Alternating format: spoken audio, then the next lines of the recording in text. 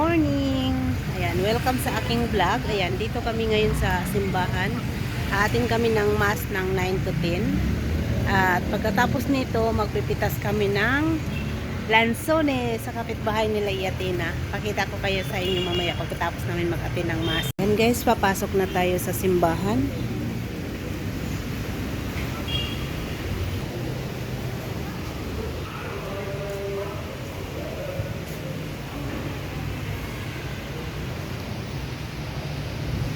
Ito yung simbahan dito sa Buhangin guys. Ito yung church nila dito. Ang ganda rin ng simbahan nila. And guys, ito pala yung simbahan dito sa Buhangin. Ang pangalan daw nitong simbahan na to is St. Mary. Dito to sa Buhangin, Davao City. Ayan, pasensya na kayo, medyo paus tayo.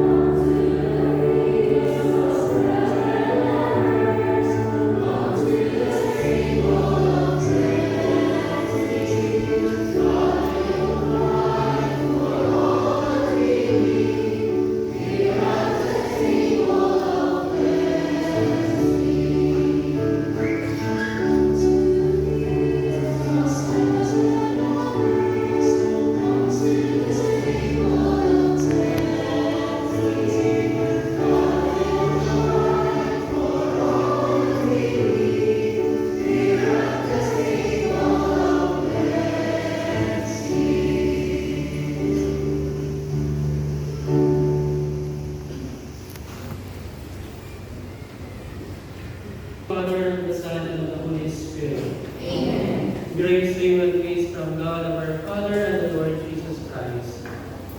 And with your spirit. My dear brothers and sisters, let us acknowledge our sins and so prepare ourselves to celebrate the sacred mysteries.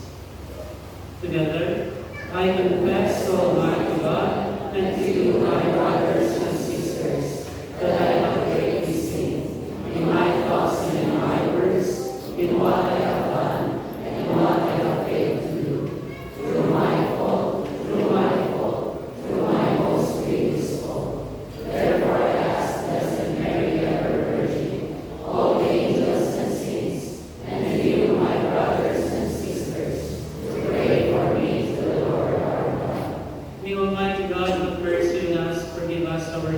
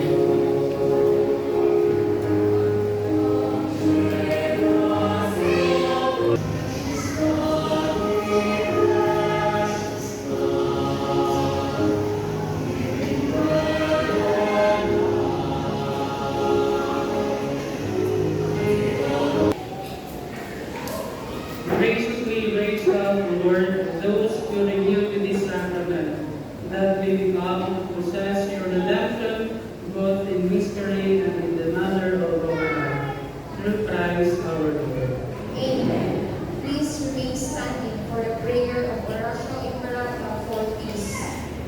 The Father, and the Son, and the Holy Spirit. Amen. The Mass has been over with peace, glorifying the Lord by your life. Thanks be to God.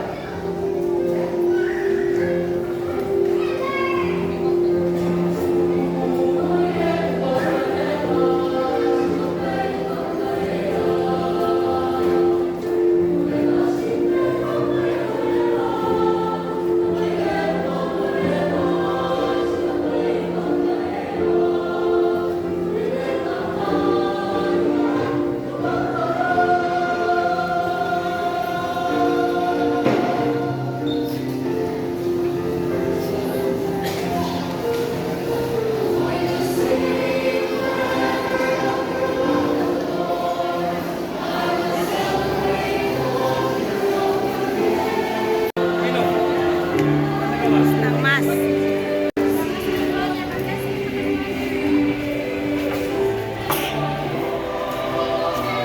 Mas at uuwi na kami dahil pupunta kami doon sa may Lanzones. Mag-harvest daw kami. Okay, tapos ng mas. Ay.